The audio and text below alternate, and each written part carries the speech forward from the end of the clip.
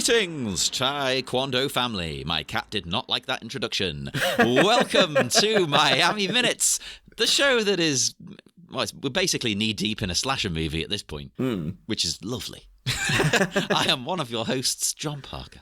I thought you were the guy who sang... It was the exact same sound. That was it. It was like, holy moly. Yeah, you've uncovered my lie. I didn't actually do that. I just played the audio. I don't know where I learned how to do the little roll. I've been doing it since I was a kid. I don't know how or why or what I was replicating. It wasn't Reet Petite. Yeah. Well, maybe it was. It wasn't difficult. Oh, Jackie Wilson. That was it. Oh, Jackie Wilson. Oh, no, that's Jockey Wilson. Because I was going to say there's the Dexys Midnight Runner song. Jackie Wilson says, like, no, that's Jockey Wilson says. It's like, oh my God, it's an inadvertent, everything's connected. Right out the gate. What the hell? Hell yeah. We haven't even started and we're connecting things. That's how good we are at media analysis. Yeah. And, I am. I can't do the... I don't think I can do a rolled R. I'm a... No. Oh, no, that was perfect. I don't know. It's grrr, like that. Grrr, greetings, you know. No, can't do it. No. It's not going to happen. You got to practice. You got to, like, I used to practice the Rock's eyebrow in front of the mirror for hours. Yeah. Instead of the fish hook. Like a brick on a string behind, like dangling behind your back, just holding pretty the eye much. up. And to this day, I can do it perfectly with my right eye. Can't do it at all with the left. Well, does the Rock alternate though, or is he just like, nope? It's only ever been the one. He's got the people's eyebrow on that side, and then the people's elbow is the alternate elbow on the other side. You would think I would know the answer to that. I actually don't. That would be fascinating to find out. And I interrupted you before you even said who you are. I'm sure everyone knows. I'm the other host, Niall McGowan. I think I kind of interrupted myself as a host. Well, you know, that's how we roll around here. We're breaking all the rules, the conventions. That's how we roll our R's. That's it. Oh, I set myself up without even realizing. But the minute in question is minute 78. It starts with the Black Ninja attack, and it ends with us beginning to unveil the mystery of the White Ninja. We've gone from black to white. This is getting like Power Rangers. Yeah. They're upgrading. Let's switch from Jackie Wilson into Michael Jackson. Into Jockey Wilson. People will be Googling Jockey Wilson now. That was a great song, that Jockey. Woo. We probably mentioned it way back when we were in the height of all the Dexys talk, but of course, the song I first heard on The Young Ones. Of course, the classic Rick Mayall, Aid Edmondson, etc. Ben Elton comedy. The only way to improve this is to get Rick and Aid in.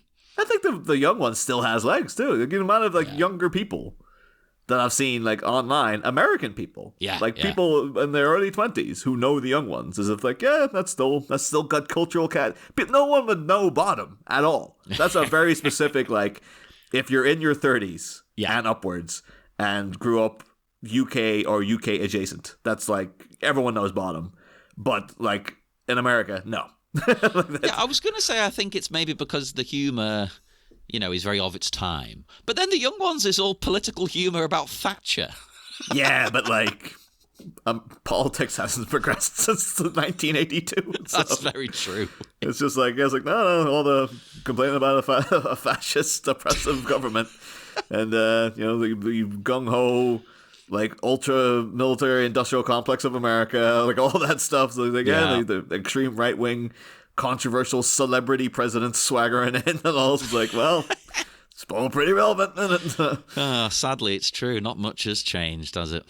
So, we are back, with the deadly ninja trio hunting for Mark. And at this point, though, it just looks like we're outright in the park.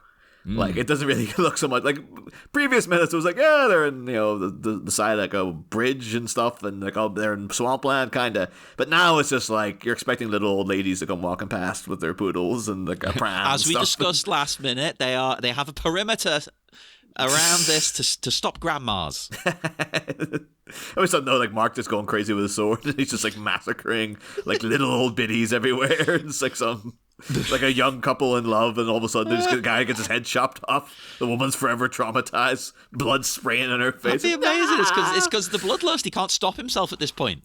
I think Mark, I feel, has it because he kind of carries himself in this minute with a sort of intense dignity. Like intensity plus dignity, not that his dignity is very intense. It's intensity plus dignity. How intense is your dignity? Yeah. John comes across like he would start fighting Mark if he saw him. Like he would go over and start, like it would have to be a thing of like Mark having to like get the sword out of his hand and grab him by the shoulders, like it's me, you idiot! Like he slaps him. John, snap out of it. It's like if Mark could have saved your friend Jim, he would have. It's a little callback to that one bit in Batman Forever where Dick Grayson's trying to beat up Batman. Amazing. Now, these ninjas hunting for him. Doesn't take him long to find him. He's standing opposite them after about a second, isn't he? I think he's looking for them as well. I think as long as if he ain't hiding, he's just like, I'm coming for you. So. Come at me, bro. You should do the come at me, bro arms. There's some weird gaps in sound throughout this entire fight.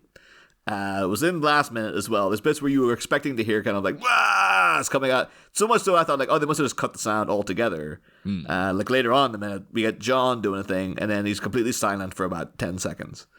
And then out of nowhere, he kind of goes, rah! And you're like, oh, there is sound on him. And I was wondering if it was because previously they had thrown in a lot of like blockbuster Arnold Schwarzenegger-y puns. And then they realized that none of them were tracking. It ruins the tone. I like that. Well, I'm 1,000% positive every single piece of audio in this is done in post.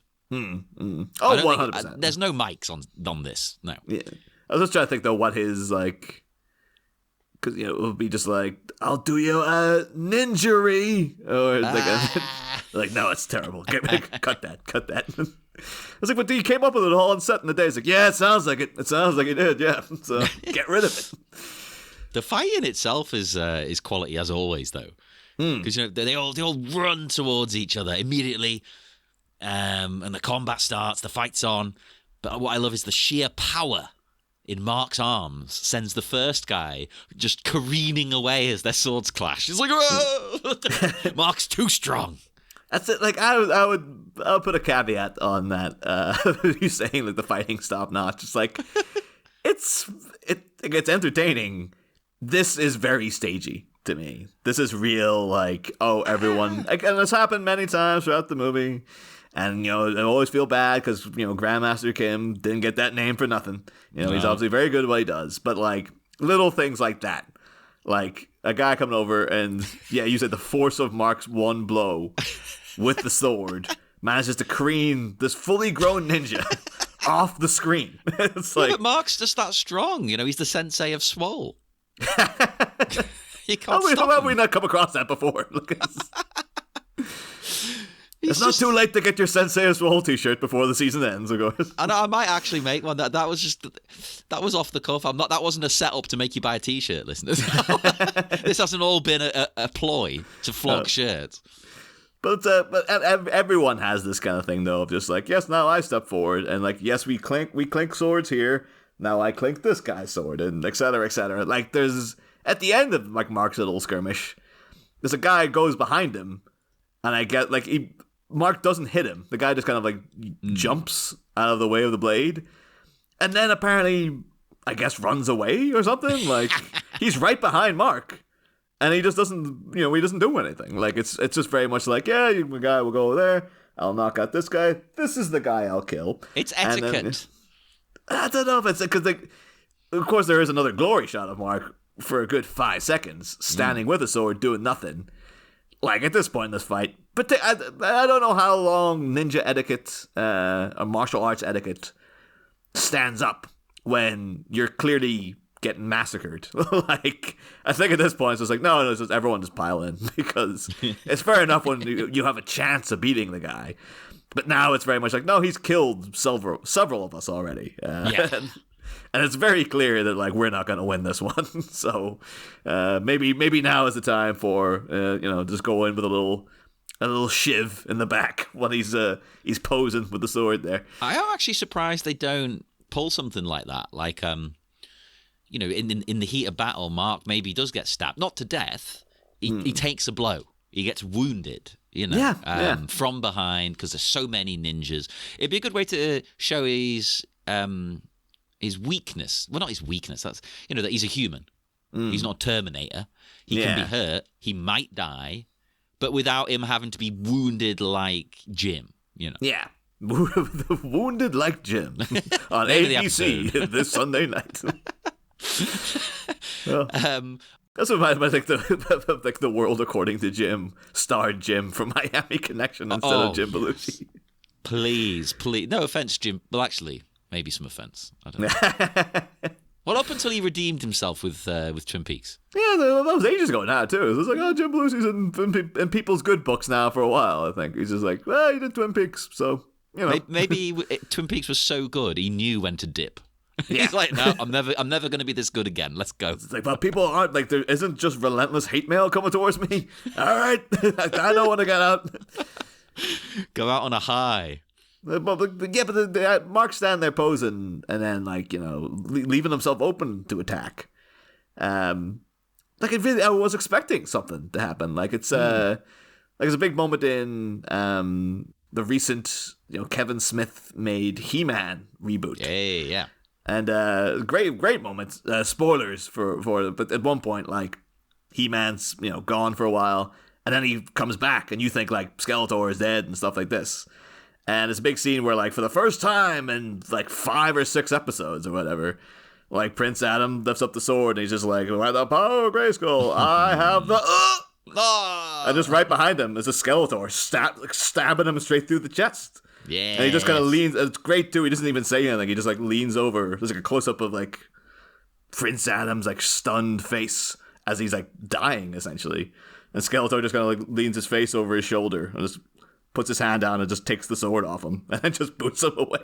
And it's not even a little jab or a little a little pun or anything to make. It's just nope, I'm done with this. I'm done with you. It's real. It's proper.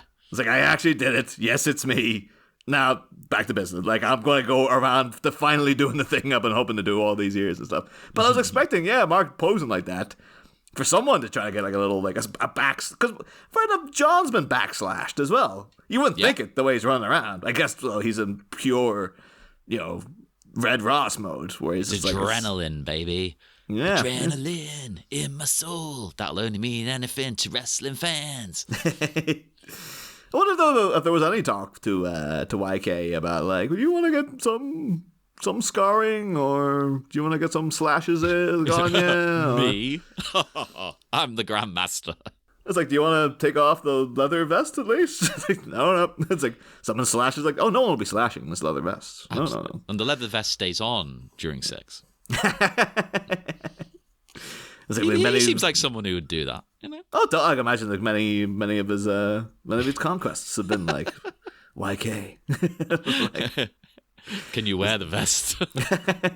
He takes out the sword. He's just posing in front of the bed and stuff. Would you like me to slash fast or slash slow? Doesn't quite work the same as whack, but never mind. I think that's always the thing though with the because of the intense tightness of the Dragon Sound t-shirts. If they were trying to use the Dragon Sound t-shirt in the bedroom, it's just through the natural process of age, having a t-shirt that tight. 10 years down the line. You can be hey, baby, I was in Miami Connection. I still got the shirt, and then put on the shirt, and I've been yep. This doesn't look as good as it used to, But and the person could be in a perfectly good shape. It's just the fact that you're not 22 or whatever anymore. Yeah. It started hitting me lately. I have a couple of my shirts. I'm yeah, maybe not. Happens to us all. Yeah, it does. It does. You can work your way back, John. You don't have to. Don't feel compelled to. No, I want to, and I was until I broke my toe the other week.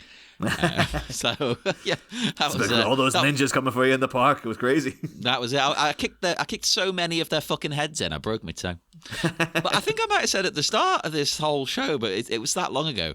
I remember once my dad telling me he once doing his kung fu training, he broke his toe kicking someone.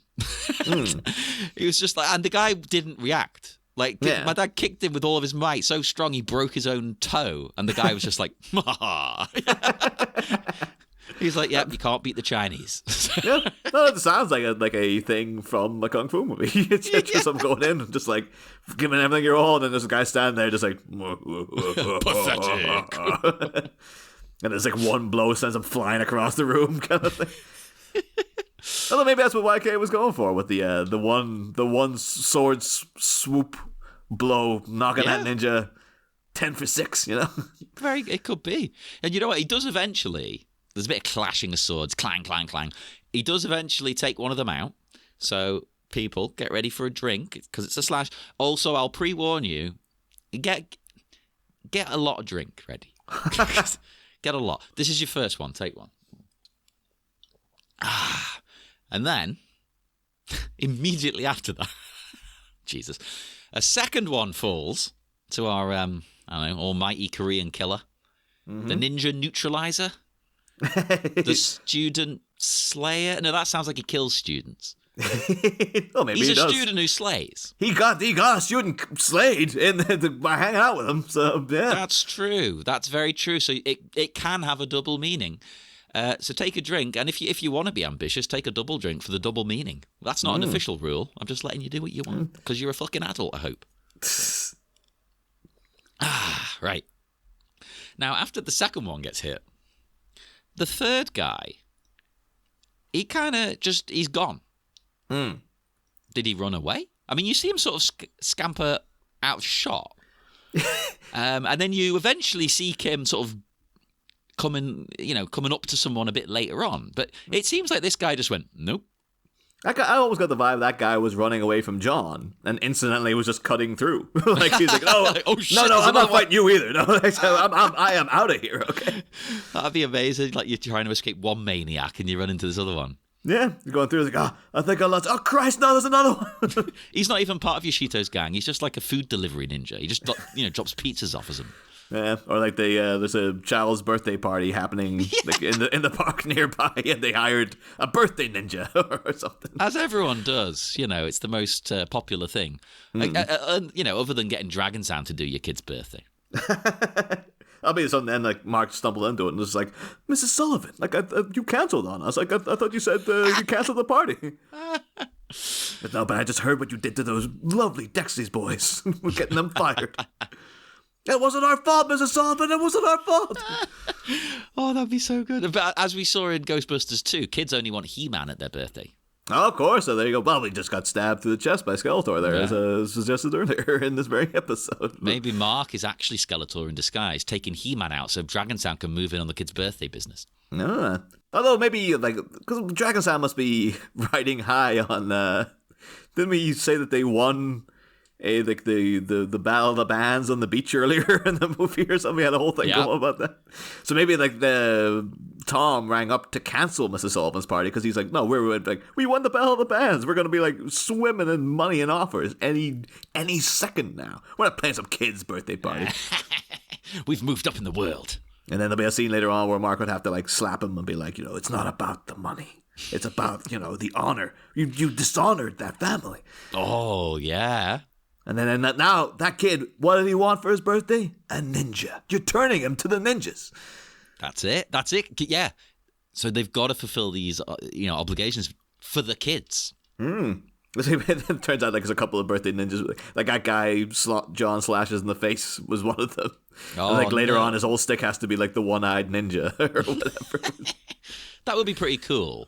And as a little kid, I would have thought that was badass. Oh, totally. I can't think about that. Well, I guess it is what happened. Like, every time you see a martial artist, character in a film who's got a cool big scar down their chest or on down their face, or half of them's burnt or whatever, or they're missing an eye. You always have to remember it's like, it looks cool, but it's coming from stuff like this. Where they probably just went down like a punk, really. He's like, I got slashed in the face by some psycho in the park one time. No, and now I look like a cool badass with a glass eye. Yeah, you got to make it badass. Like, actually, weirdly, today I was watching a video about it was the Street Fighter 3 that we never got. Oh, because Street Fighter 3, when it came out, it was a bit sort of middling reviews, but now it's beloved. Like in retrospect, now everyone loves Street Fighter 3. Yeah. But you know the Street Fighter, the movie, the game. Of course. That is actually the title. Apparently, the people making that, and this what this documentary was about, they were told, "Oh, you're making Street Fighter 3." Oh. And they were like, "Oh, fuck. We're making Street Fighter 3. They've given it to us, this American team, and they've told us to digitize all the characters, like Mortal Kombat is to compete with that."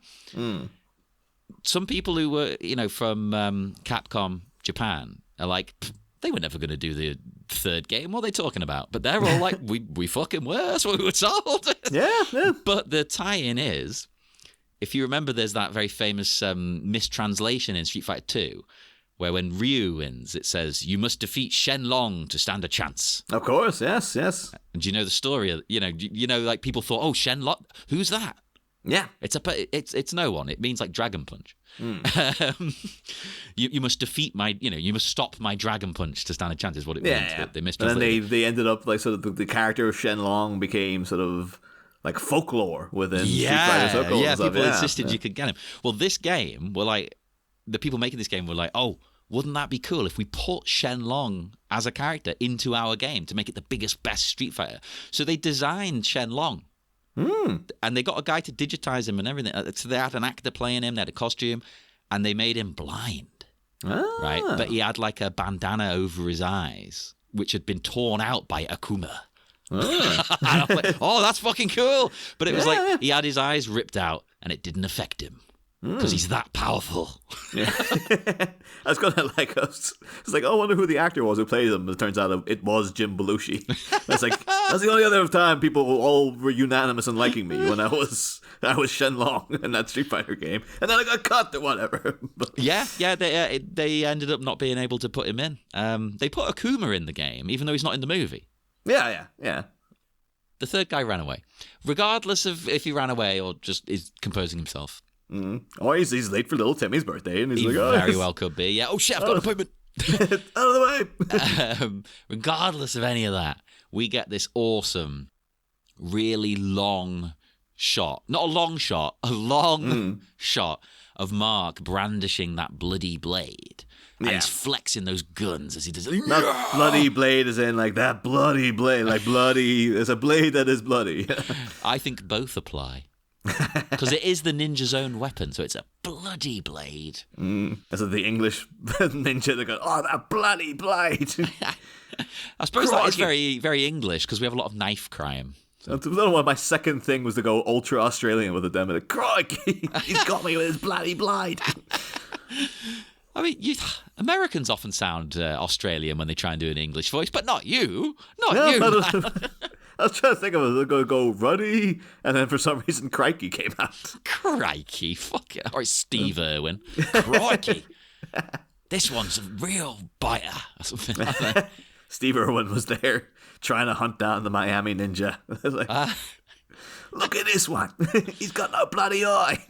I saw a meme saying this once, and I did connect with it. It was like, I can't remember the exact wording, but it was basically like, "I want someone to talk about me and tell me I'm beautiful the way Steve Irwin does to like a crocodile he's grabbed hold of." Because he was like, "Oh, look at this beauty right here." Yeah, he's a man that was always admirable of him. He was a man who very clearly loved what he did. He always had the animal's interest in mind. At least it seemed that way. I'm sure people will come out and say, "No, you find out what he was actually doing." But I've yet to hear a bad word about him. That's the thing, yeah.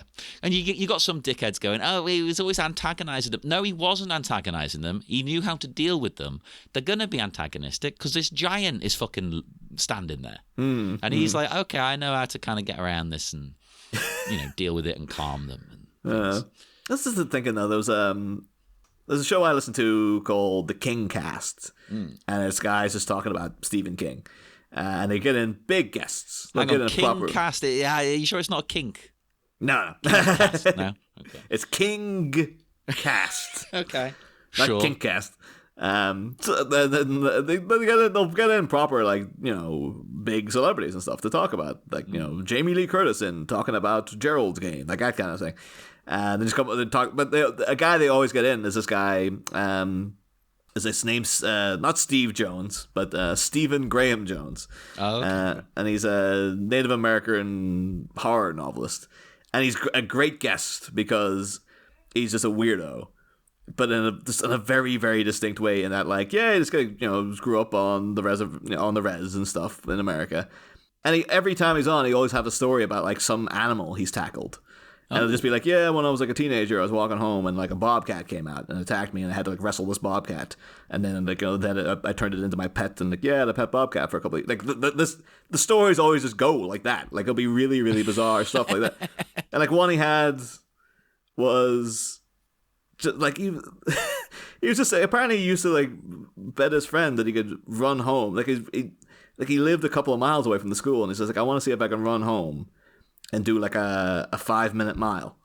Oh. Like if I can run a mile in 5 minutes. And then like you just do this every day, and I'm listening to this is like, why would you put yourself through that? But apparently the day he did it was a day as he was going along, he looked down and there was a rattlesnake, just because it's out in the Arizona or whatever. And apparently he just was running past, just bent down quickly and just grabbed the rattlesnake and was just running with it. And he was just like, and they were like, how did you do that? And he's just like, I just had like, I know how to handle snakes, so I just had my thumb. While running? Like, yeah, but his thumb pressed on its head, so it kind of arches its head up and it can't bite you. And he's just like, yeah, I was just running with this rattlesnake. And I made it, yeah, I did 5-minute mile. And then at the end, it's like, yeah, I just threw the rattlesnake away. It's like, but then you just come out with these stories very, like, casually. Like, yeah, that's what happens. It's just like, and they're always just like, what? So they're like, well, next time, what's it going to be? It's like, oh, and there'll be some story about, like, how he covered himself in bear piss and lived amongst the bears for a couple of weeks or something. Mark did that. He has his Mark has his own band of bears, his backup posse when Bear Sound, his other band, come in, and whenever he needs out of this situation, he just like whistles, and you just see a bunch of bears in very tight orangey red t-shirts showing up to to take care of business. That'd be fucking brilliant.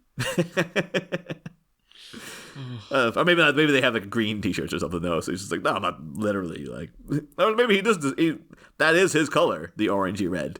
Yeah. So then when like John sees that, he's like, how many bands are you in? And are you just going to the same t-shirt printing place and just ordering like 50 orangey red t-shirts and going, oh my 10 God. for Dragon Sound, 10 for Bear Sound, 13 for Cobra Sound. Eagle Fang, surely. Eagle Fang, the Bobcat Band. That's my other one. And I hear Bobcat and I just think of Goldthwait. Yeah, well, he is the most famous Bobcat, I guess. Because we don't have them here, so Yeah, that's not the thing you ever hear talked about, the Bobcat anymore. Like I think it was a thing when we were younger, and then now they're like, nah, that's just like a. They guess they don't go near L.A. or Hollywood or whatever, so like no one's mentioning Bobcats in movies anymore. Come on. Or Bobcat Goldthwait. Yeah, that's true. Is he dead or is he alive? I don't know. Oh, I assume he's alive. He's very much. He's a big. He's got a big. I think he's got a podcast. He's like a good social media because he's full of stories. He was a guy in Hollywood in the 80s. He's got stories. That he can. Right. Well, we're getting him on the pod to talk about the 80s. Come on. We're now the masters of the 80s. Bobcat, do you think you could run a 5-minute mile? Do you think you could fight 3 ninjas at once with a sword? He'd be like, yes, I have done, actually. Well, we look at those police academies, but there may well be a scene of Bobcat Goldthwait probably shot in this same park, most likely as well. Then we see John. We get a shot of him, bloody and shirtless. Now, first off, take a drink. He's shirtless. So, lovely. But yes, he sprints through the woods too, and he's looking for someone to kill now, and he comes across a lone ninja, which I initially wrote down the note of. Oh, is this the one fleeing Mark because he's running? Yeah. But you're going to see Mark come across someone in a minute that I think is the fleeing ninja. So this is just another random ninja who's running through the woods. They're everywhere. You can't move for ninjas. I guess they don't really have like a plan. It's just like, yeah, everyone's just running around going, if you see them, kill them. Like, there's no coordination. It's like, yeah, I guess they're here somewhere. Why are they staggering their assault like this? It's strange. Unless they thought maybe, okay, the initial wave, let's be honest, they're going to die. So go in phases. Like this is Team C. You know? and then they're all running around just in broad daylight. Like we saw last minute, like Mark doing the crocodile thing, hiding under the water and taking them out that way. Doing the crocodile. He's doing the crocodile thing. But like that's what any decent ninja worth their salt will know. Like, don't just run around in broad daylight in the gi with your sword out. Just hide in a tree or something. And that's what I was going to say. They should be dropping out of trees and things. Yeah, it should be properly like they're just they're using the environment to their advantage. These guys don't know a goddamn thing about ninja. Like this is, and we do see this. The guy John ends up slashing. We see his face somewhat. He doesn't strike me as a Jeff's Crew guy. He seems like he's like an older ninja. Well, that's the thing because I think we did speculate like a week ago or so that maybe these aren't the proper ninjas. Maybe they are just like Jeff's guys, put in costume. Yeah. But I don't know. You're onto something there. I don't think they are. Yeah, it would make sense if it was like, but they'd have to make that a plot point of being like, no, these are like this is Vader and Kid Rock and whatnot, like Floyd. Mark kills one of them and then pulls the mask off and it's Vader. Yeah. Yeah. I mean, it's like, no offense to Vader, but like, I don't think you need to take the mask off to work out with him. You could have different body types of ninja. Yeah, you could do. But then that might be, again, a giveaway of the spin, like, these guys aren't, like, the elite ninja force. But, again, elite ninja force, my ass, to just run around in the friggin' sunlight. Just like, whoa, hey. It's like, no, get in the shadows. Get under the leaves. Get up in the trees. That's my name for the spin-off children's cartoon I'm making of this. Elite Ninja Force! I would not be surprised to find out there already was an 80s cartoon called Elite Ninja Force. If not, there should have been. Idiots. You could have made a kids thing out of this. They did it with Toxic Avenger. Oh, yeah. And I recently watched a couple episodes of it as well. Toxic Crusaders. Surprisingly good. Just imagine approaching a studio with that, though. Like, you know what? We've got an idea for a kids show. Remember Toxic Avenger? But speaking of hyper-violence, John now, he does what you've said. He slices that guy's face in two. Yeah. Right, well, so first again, have a fucking drink. Is this the most violent thing that happens in the movie? Because this is intense. Like, this guy's this is like a little scratch down through his nose. This is like, no, his whole friggin' face is gone. It's trauma level. It is trauma level, yeah. If you threw in some pus pouring out of that, there you go. Lloyd Kaufman will be like, print it, get it in a video shop. It's nuts. Holy shit. Like, in motion, I thought this looked really good. If you freeze frame it and go, frame by frame, it does take away from the magic a little bit. That's not necessarily their fault because you're not supposed to watch a movie like that, Plus, I've never sliced a guy's face in half with a katana, so I don't know what it looks like. Maybe it does look like this. That looks more like he's been. That looks like the exit wound of been shot in the head. That's like if John came and shot him in the head. This would be like the blowout in the front. It doesn't look like a slash thing. It looks like the guy's he's been shot in the face. It's an exploding katana. I mean, he's like Mark was able to knock a guy off screen with the blow from a sword. Yeah. Like John is also channeling his chi down through the blade, but he's not got it honed the way Mark was. So Mark could do that and like leave. He'll take the guy out but leave minimal damage. But John's is too erratic. And it's just like, ended up like blowing a guy's whole face off, with the whole thing. That would be fucking brilliant. And it ties back to Street Fighter again because the Hadouken and stuff was originally meant to be an expulsion of chi. It wasn't supposed to be a fireball.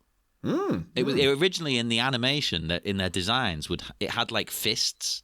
Oh, because it's meant to be that chi. Well, ki. It's in Japanese. I can't remember what Korean might be ki as well. Actually, I think we brought it up, but it was about 2 years ago. So that it was them expelling chi power, but I think they thought like, those Westerners aren't going to get it. Make it a fireball. They're too stupid. No, but because I've got it frozen on the guy, and I'm trying to tell if he has a mustache or not. Yeah, I thought he did, but then I also thought it could be A, lighting, B, blood, or C, dirt. Yeah, it's really tough to tell because he has got stuff down like on his lower lip that's clearly like, you know, gristle and stuff from his bits of eye. face. Yeah, bits of eye. But like it does it, and then for a brief moment I was like, did they maybe, instead of just applying a thing to the guy, did they make a whole head? No, they sliced his face. Yeah, but like but like maybe they made a whole paper mache head or something. But then I was like, yeah, but why would you add in the mustache? Because that would just complicate things. So they wouldn't have done that. And yeah, now it's just like, well, I was just really trying to decipher because he looks a bit like Lee Van Cleef. This guy. It's as if like they're like the late day Lee Van Cleef is like, I can't get work anywhere. Get him in this, it'll be fine. Except for, and then there's gonna be like, you know, I was in like a kung fu show and stuff back in the day, guys. So like, yeah, you could be the erupting face ninja. All right, you're in one shot. Like somehow Lee Van Cleef was originally going to play Yoshito, and then somehow I want to see that. Like, that's what AI's for. Make me that movie. That seems like I would have been like if they'd organized things like a little better. I feel like they could have done like, we need to get in a heavy hitter, and at this point with their budget, a heavy hitter would have been Lee Van Cleef as the bad guy. Like, yeah. And then it's like, but he's famous. It's like, but who's going to show up to see Lee Van Cleef in 1987? It's like, somebody will. You put that in the box, someone will watch it. You know, some dad somewhere will go, hey, Lee Van Cleef, I like that guy. But yeah, they messed it up. And I was just like, yeah, all we get is this potential cameo. It is actually interesting, because obviously we know their budget was next to nothing. But even movies like that, somehow a lot of them in the 80s could still rope in 1 star for like 3 scenes. Oh, totally. Oh, 100%, yeah. I think it was all just, those stars weren't as shining as brightly at that point. And then it was just like, yeah, quick payday for, like, Joe Estevez was just the king of that. Like, we mentioned in one of our recordings of Batman there just the other day, Bikini Detectives. Yeah. Which is a thing that's very blatantly just a porno. And you're like, oh, who stars that? It's my profession. I'm a bikini detective. Yeah. Are you a detective in a bikini, or are you detecting bikinis? Is the question? Yes. But yeah, it was just like, look at the cast list was like, Penthouse Playmate of the Year, Juliet Strain, and Joe Estevez. Yeah. And then a bunch of gray boxes on IMDb with just no-name people, much like Miami Connection. When you go on the IMDb for it, you're like, they didn't even spring for the picture, you know. And they couldn't even get Joe Estevez. Joe was probably kicking. It's like, I could have been in that too. He was kicking himself. I turned it down. Why did I turn it down? This is amazing. He's supposed to be in the scene, but he got distracted by little Timmy's the free cake over here. This kid's party. Yeah, he missed his cue. Like, we haven't got any more film. Sorry. Oh man, they told me the birthday ninja was going to show up too, and then it's like, yeah, birthday ninja's dead, man. Oh no! They found him in a heap over there, but no eye. Hey, I'm trying to eat lunch here. Well, speaking of that as well, because I'm trying to think of like how they would have put together this apparatus to put in this actor's face. It almost looks a bit like a banana peel. Like, whoa, okay, hang on. He just freeze on it there. Look, there's a flap going down that just looks like a bit of a banana peel. Right, okay, I know what you're saying, but I can't agree. Tell you what's a good second to pause on. 26. I think you get a good look at the makeup job. Because when you look at it directly from the front, you can't really tell. But this second 26 is a bit side on. Let's see. You can see the way it's like sliced open the eye. Oh yeah, no, yeah, because I was on 27. But yeah, now he's like, yeah, slightly to the side. He's doing a hell of a pose too, with the hands up, like. But yeah, no, it does look a bit more like, yeah, it's like the eye is actually still in the skull. It was almost as if like John's inadvertently kind of pushed it up further in on his skull somewhere, you know. So and then it looks like the eyes looking off to the corner. Yeah, and then if you go just a bit further, not a second, just a tiny bit further along, it's even more side on, and I think that's the best shot of it. So don't go to 27 exactly. It's just before 27. Yeah, I'll say I'm still on 26, but we'll have to discuss this further in our our side podcast, Miami Frame. Frame by frame. We're doing that on the Patreon, everybody. That's for the hardcore fans out there. Every episode's 3 hours. Like we get really involved in that one. Well, it's the real important work gets done there. This is where we goof off. But no, that to me that actually does look really good. It looks like it's sliced open his eye socket. That's a horrible thing to say. And it goes into the nose. There's like a nice slice. It's quite good actually. I wouldn't say it's good in a classical sense, and then to me that doesn't look like someone who got their face slashed by a sword. But it's good in that I like goofy like practical special effects. Yeah, I'm putting it on a par with Evil Dead and stuff, you know.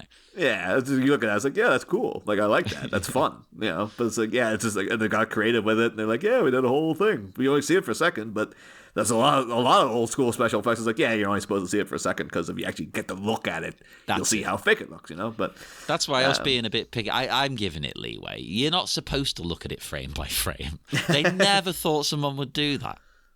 So you know, okay, it might look a bit iffy frame by frame, but who gives a fuck? Yeah. But Lee Van Cleef showed up. He put in the hour that he was there. He got his free $1. He got his free Subway sandwich, and then he was out the door again. But, to be fair, I would do that for a Subway sandwich. Yeah, I would do that for free. It's like, you want to be on my ninja movie? Got your face slashed open? Like, yeah. Absolutely. I'm getting a close up as well. Oh, yeah. I'm still even at my new job. The fact that there's a snack corner. I'm just like, what? It's like I was happy with the paycheck, but you're giving us food for free? What the hell? We get free fruit. That's pretty cool. And they change them out like, a persimmon. Is that right? Or is it? Yes, persimmon, isn't it? That's our new fruit box arrived the other day. Like the lady who opens the door to him and takes care of all that office manager side of stuff was chatting away to the guy for ages. Opened the box. And it was all smushed. Oh. And it's like, it's battered bananas, smushed raspberries. Right off. A total write-off. They're just going around to people going, do you want some? Do you want a battered banana? And I was like, no, thank you. I batter my own banana at home. And, we have bananas at home. The bananas at home. Well, I don't know what they'd be. I'm worried, actually. I shouldn't have brought that up. I don't want to talk about other people's bananas. With the banana peel dangle off this guy's face right here. That's it. You finished and threw it right in his face. That's all John did.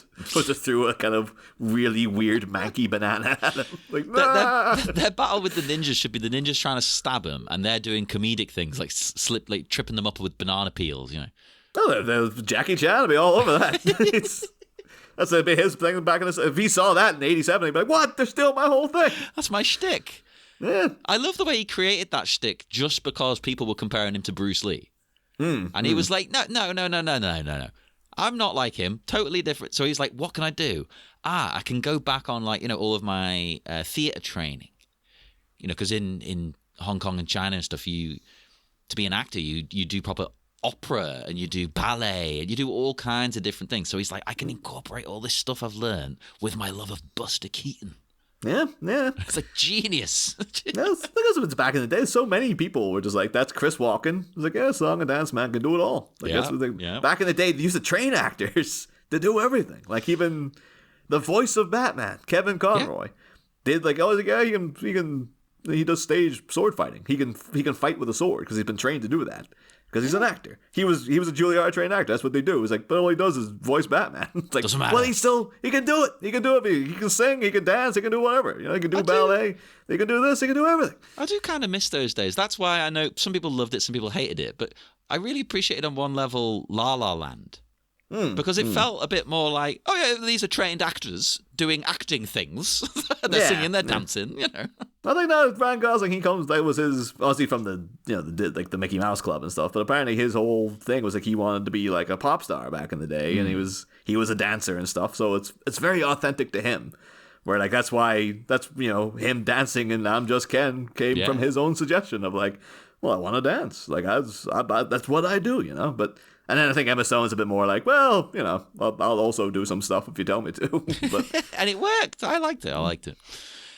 So, this guy whose face has been slashed. Back to him. I felt like Maybe they had this discussion. I don't know. But I felt like John should maybe finish him off out of mercy. But he doesn't. And my only sort of thought there was maybe in the discussions they were like, no, that makes him seem too aggressive. One blow's enough. But the guy's clearly like slowly dying. Just finish him off. Please have mercy on this guy. He's dead. Well, he's gonna be dead.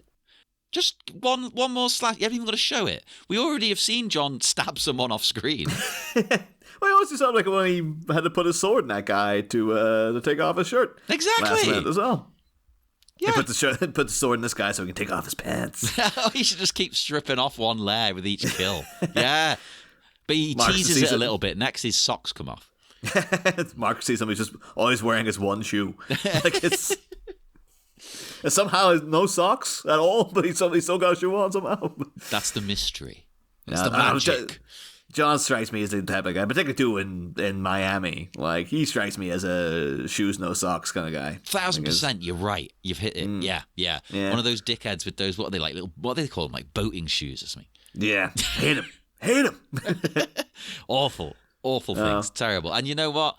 I don't care what the weather's like. I'm wearing socks. I'm sorry. I lived in Pakistan and I wore socks. There's no way I'm going, barefoot in a shoe. Yeah. Oh, no, 100%. No way. It stinks as well. Yeah. It stinks. I just hate the feeling of it. No, I'm not doing it. I refuse. It's bizarre. But then also running around in the like in this swamp or park or whatever. The swamp park, but the kids have their birthdays. Like you don't know what you're gonna like freaking step on out there too. It's like no, you have to keep the shoes on. I think absolutely. I mean, this is clearly where local teens come to get it on. You're gonna step on condoms and everything. Like John briefly calms down when he finds a local porn stash. It's like a lot of black and white like kind of smeared photos and stuff. That could be another comedy bit. They distract the ninjas by dangling the porno you find in the bushes out of a tree. And one of them is like, oh, yeah. Distract him, and then they stab him. Like John comes along raging, and then just Mark and the ninjas are just like, oh, look at that. Like they're all like over each other's shoulders looking at the magazine and stuff. Well, that's the way I completely, in my head, took that the wrong way. He comes along raging. It's like, oh, what? It's like, someone told me this porn. Okay. No, but I do have to say too, like his blow to this guy, which again, also setting up sequel bait right there. This guy, if you don't kill a guy off and you're leaving him with a cool injury, you can always come back. But I think eye things always kind of freak me out. Like any other injury, I can kind of get over. Agree. But going for the eye is like, there's a lady I follow on Instagram. And her whole shtick is like she's cool looking and she has like a cool, weird, gothy dress sense. And like she just, I think her name's Poxlin or something like that. But like she only pops up every once in a while. I think she's from like Czechoslovakia or something like that, And she pops up and just does these little poses. But one of her big thing is that she's got a glass eye, and it's very distinctive looking.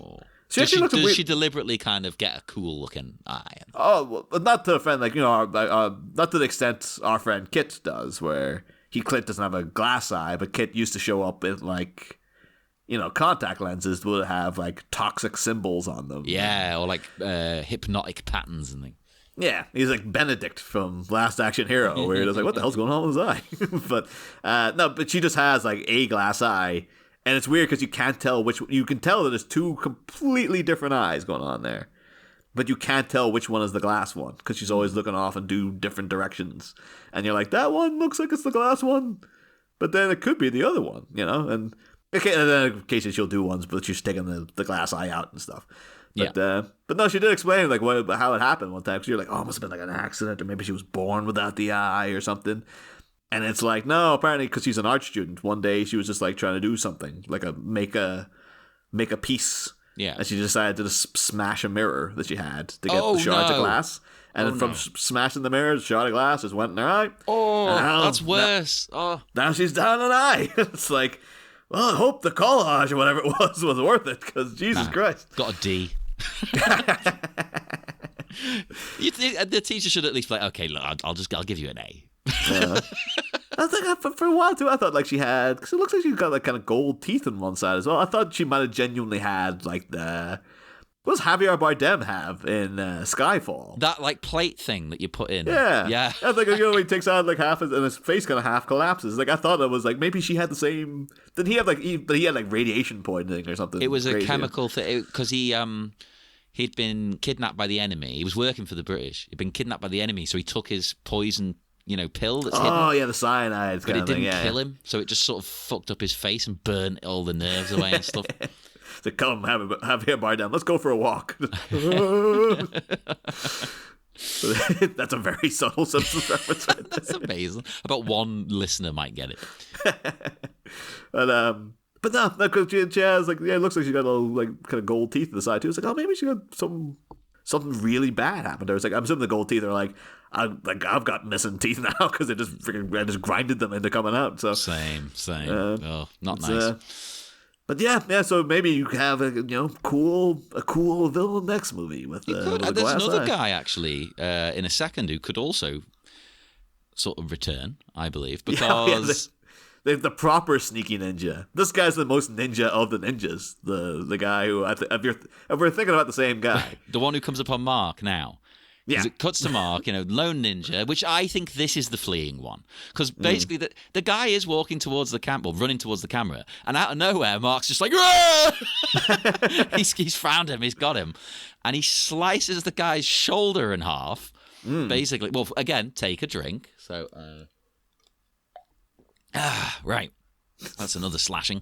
That's what you say every time you go to the toilet, John. That's another slashing. When I'm hanging out in your house, I just hear after you hear the toilet flush, and that's another slashing. Well, first I run towards the toilet screaming. Well, it depends how long I've been holding it in. If I've been holding it in through a fucking 3-hour movie at the cinema, yeah. So you just wonder, like, you wonder why you can't hold down a girlfriend, you can't hold down a job, so you keep running down toilet like that all the time. To be fair, I'm at the age now where I go quite a lot. And I drink a lot of water. And if I'm not drinking a lot of water, it's because I'm drinking beer, which also has the same effect as water. So no matter what happens in my life, I'm pissing. No, I was wondering though. This guy, also too, that little awkward gap I was talking about in the audio does happen there with John before we cut away from him. And I want to say maybe his Schwarzenegger line at that point was, "Here's sword in your eye," and that's all. And then they're like, "Terrible." They cut it, but they didn't want to tell him like, "Well, we'll just fuck the audio up. It's fine."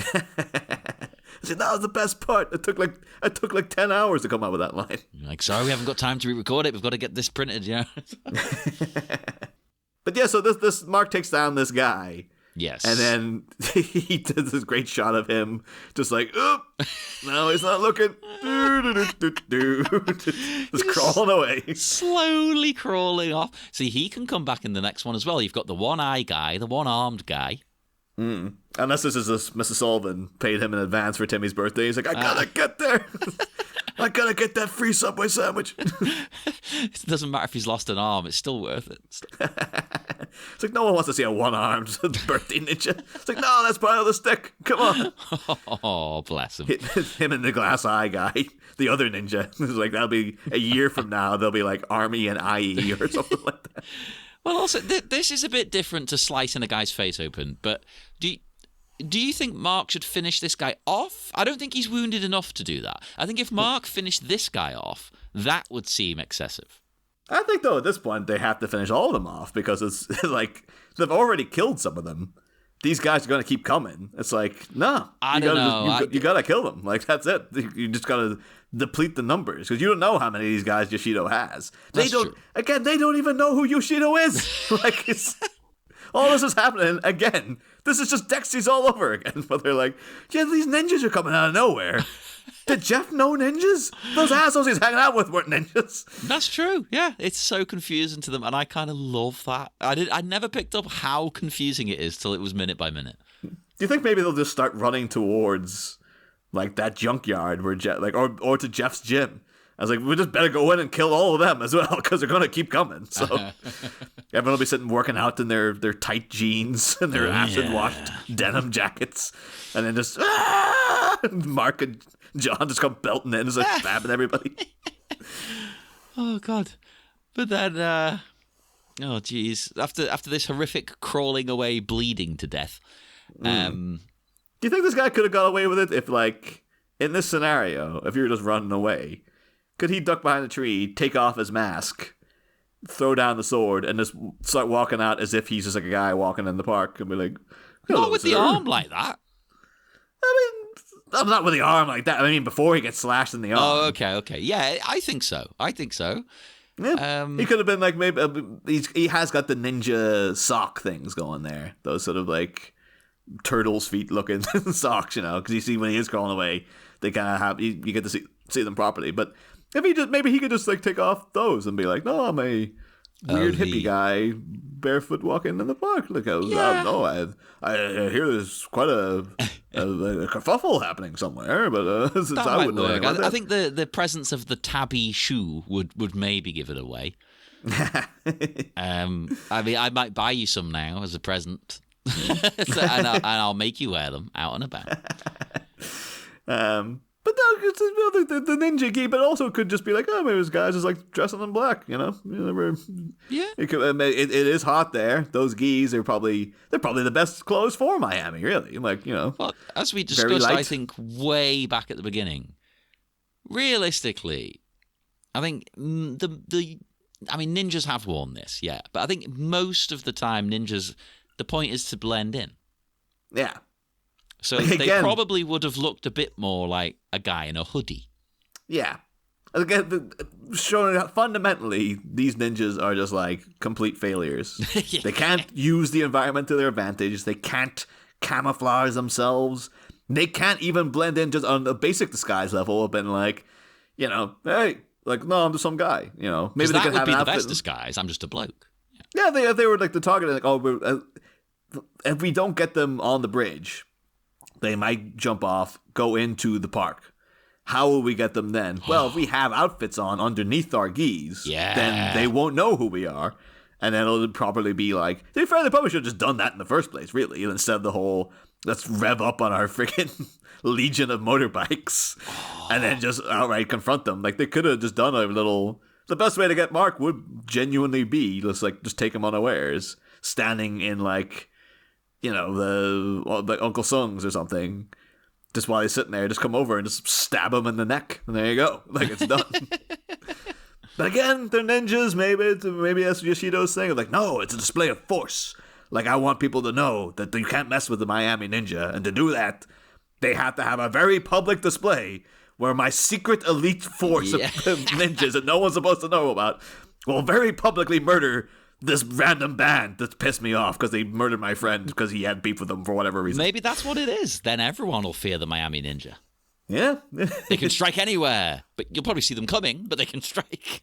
And plus, too, it just keeps, he's running this the side, birthday ninja business as well. It's like, well, you have to make, ninjas are in now. So, like, if people are coming to the Yoshido for their ninjas, you're going to invite from the source, and I'll guarantee you, dedication. If the guy's missing an eye or a shoulder, he'll still crawl his way to your birthday party. Well, that's how they got the idea for the Teenage Mutant Ninja Turtles, was they watched this and they were like, can you do something with this? Can you turn this into a kid's property? Like, nah, it's too violent. What if they were like turtles? Because these are supposed to be teenage ninjas. Well, not ninjas, but, teenage martial arts experts. Although... Well, they're supposed to be teenagers. No, we don't know. That's the thing. We have no idea their age, do we?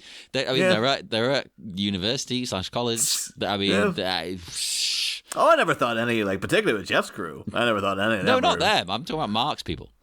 Oh, I thought you were talking about the ninjas. No, that's why I corrected myself and said, well, they're not ninjas. No, that's why I was so like, what are you talking about, teenagers? No, these ones are all in their, like, 40s. Yeah, that makes a lot more sense. And I was going to say, like, Jeff's crew are all, like, none of them got into university. No. And they all are at least 35. Like, that is... That's why they're losers. That's why they're losing. Although he'd probably, again, turn around with Vader and be like, no, he's 21. I'm like, what? Well, I get the vibe maybe Vader and, like, Kid Rock and stuff are meant to be a lot younger than the others. Because they're the goofy, silly. Well, I think they're meant to be like, they're the youngsters. Yeah, I just kind of got that they were inexplicably Jeff's like right hand. Like he has obviously mini Jeff Jr. I'm worried of too. Like I can't remember at the end if we ever see those guys again. I worry that we've already said goodbye to all those people because now we're in the ninja fight. I don't know if they ever make any triumphant returns. I'm not going to spoil it for you. I know the answer either way. Oh, no. But no, I think I'm lying now. The listeners will be like, John doesn't know. No, I do. God damn. But it would be. It was just weird. It was like, oh, Jeff seems so angry. Why does he got these goofballs as his like trusted lieutenants? But happens on friggin' Shredder at Bebop and Rocksteady. He's like, well, just go get yourself better guys. What do you want, man? Yeah, because they weren't great. Let's be honest. They were as a viewer. But, as a villain, he's just like, these assholes, they keep ballsing up everything. It's like, just go out and get new guys. What are you doing? Why are you so dedicated to them? Someone who's dedicated to stuff. We've got John being dedicated to murder. Because 2 more foes enter his nightmare scape. And Slash, 1 down, take a drink. And quickly, a second one too. Take another. Jesus Christ, you're going to be dead. Take another one. God damn it. And just maybe an extra drink too, because of just how shirtless John is. Yeah, like, you know what? Fuck it. One more. Like we've seen plenty of shirtless guys in this, but like he's exceptionally shirtless in this scenario. I feel like it deserves a second drink. And then he does it, John poses with his sword, ready to attack any last-minute sneakers who come along. Not their shoes. We then see, we cut to a shot of a mysterious white ninja seated as the minute ends. It's quite obvious who this is. Yes. But I like the build-up to it of like, oh, okay, this is him when he means fucking business. Because we've not seen him in this mode yet. I'm sure I made the joke way, way back when we last seen this outfit, but it is, of course, Joe from Revenge of Shinobi, the classic Sega game from way back when. We need a reboot of Shinobi. Come on, people, where's Shinobi at? They should do, yeah. Revenge of Shinobi, I always see it like when they do Sega emulators and stuff. Revenge of Shinobi is always one of the games they put on there. Yeah. It was great. And it was one of my first Sega games, because... what did I get on the Mega Drive? I didn't have a Master System. My friend had a Master System. I got a Mega Drive. I can't remember. I had a Shinobi with it. I had the couple of compilations you could get. There was like the Collection 1 and 2. I think one of them had a Shinobi on it. No, that's what I had. I got the Sega Mega Drive 2, which I believe was that the Dreamcast or whatever in the US? No. Oh, the Sega Genesis, sorry. It's Genesis, yeah. Dreamcast is much later. But it's called the Mega Drive 2, but it's not really... like PlayStation 2. Yeah. It just meant they'd redesigned how it looked. Yeah. a bit like Nintendo do all the time now. Like they've brought out a new Switch. And it's like, well, it's redesigned a bit, I guess. It's not a new Switch. It's not the Switch 2, Yeah. So I guess Sega Genesis sounds okay, but like just the name Sega Mega Drive is just so cool. It sounded badass as a kid. Like, oh, it's so much better than a Nintendo. Yeah, it sounds like you're getting a piece of equipment. Like the Sega Mega Drive. Yeah, well, I remember the advert was... Super Nintendo was like, well, yeah, SNES. And it was like, that's playful and whatnot. But like Sega Mega Drive means business. Well, I remember the advert at the time was, Sega does what Nintendo don't. They turned their own name against them. It's fucking genius. Looking back at it now, it's a little bit cringe. Because all the advertising was just, we're so much more fucking cool. Nintendo's for lame babies. And to be fair, it worked on me. It worked on me as well. We were the right age to go, yeah, I'm cool. But yeah. I mean, we're gonna get into it when these guys get into it. No, we are gonna dig into it. Now, normally I bring up the commentary track. Not really anything of note. Nothing in particular. A minor tidbit people might be interested in. This whole battle, they shot it over one weekend. Oh.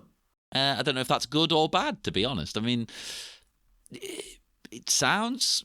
For a big movie, that would be quite quick. For a low-budget movie, that sounds like quite long.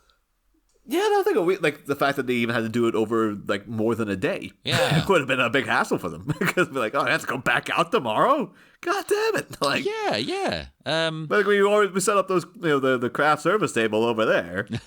Well, we gotta leave it out overnight, or like craft service table is just some Subway. So.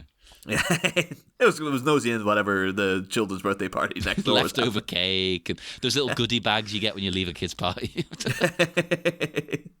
It's like, oh, I got a Frisbee. Like, no, we can't get distracted. We have to get this finished tomorrow. That's why it went over, because they were too busy playing with all the stuff. So yeah, YK Kim was just raging. He's like, oh, God damn you idiots for your Frisbee. And then somebody, like, it's because you can't do it, YK. He's like, do you think I'm just a Taekwondo grandmaster? Throw that Frisbee over here, God damn it. And then the rest of the day was just him, like, doing, like, flips in the air while also flinging out a Frisbee and stuff. Fucking hell. They slice open a guy's eye, and they're like, we can use it in the movie. Just, like, pretend that John did it with the sword. That was just how he looked. He still got shards of Frisbee in his face. Like, stuff quick, let's shoot right now, quick. Get that banana peel, cover it up. We might as well use it. You got injured, and it'd be a shame for it to go to waste. Oh, totally. It's just like, yeah, we might as well, this is a classic thing on sets. It's like, well, if you injure yourself doing the thing, it better be used in the movie, because God damn it. I'd want it to be, unless it was like a life-changing injury, maybe. If I just like broke my nose or so, it's like, put it in your fucking movie. Do it. Yeah. I think, the classic alternate to it was, against another freaky eye thing, but then like when they were making A Clockwork Orange. And, you got Malcolm McDowell in the straitjacket with his eyes, like, held open to watch the films and stuff midway through. And apparently, like, one of the class went, scratched his cornea. Fuck. And he was just, like, obviously in agony. But Stanley Kubrick was just like, oh, we just shoot with the other eye, I'll be fine. Like, he just didn't seem to give a crap that it happened. And then for many years, like, Malcolm McDowell was just always going on about what a prick Stanley Kubrick was. And then he died. And he's just like, no, I just said that because I wanted him to call me because I really liked him. No, you know what? I wasn't even involved in that. Yeah, okay, I think he's a prick for that. Oh, no, Stanley Kubrick is a notorious prick. There you go. I think I'm noted out for minute 78. I am indeed noted out as well. So, as usual, come and speak to us on all the typical things. Facebook, Twitter, Instagram. Just look us up. Miami Minutes. Can't be bothered. And why don't you send us an email? Because I never promote that. Miami Minutes Podcast at gmail.com. It would make a change because all of a sudden, out of nowhere, we're getting loads of spam. And I don't know why. So presumably the email address has got out somewhere. It's gone from getting the occasional nice email to like spam. So send us a nice email, people. And or if you are the company spam, we are accepting sponsorships. So we'll promote your spam. I might be a vegetarian, but I can let Niall do all the plugging. So it's fine. Or make a veggie spam. Yeah. Although so much of spam is like, is it even really meat? Well, that's what I mean. So it's surely it's not much of a change to just transfer. You can just like do an extra check of the chemical sludge to make sure that there's definitely no meat in there. And, it's like, no, it's all shoe leather. It's fine. It's fine. Yeah, it's all just rubber and and grass or whatever. Oh, well, put spam on your feet. Make shoes out of spam, and join us again in 1 week. We'll be back with minute 79 of Miami Minutes. I completely forgot to bring up that when John slashes the guy, he just goes, ah! Listen to me.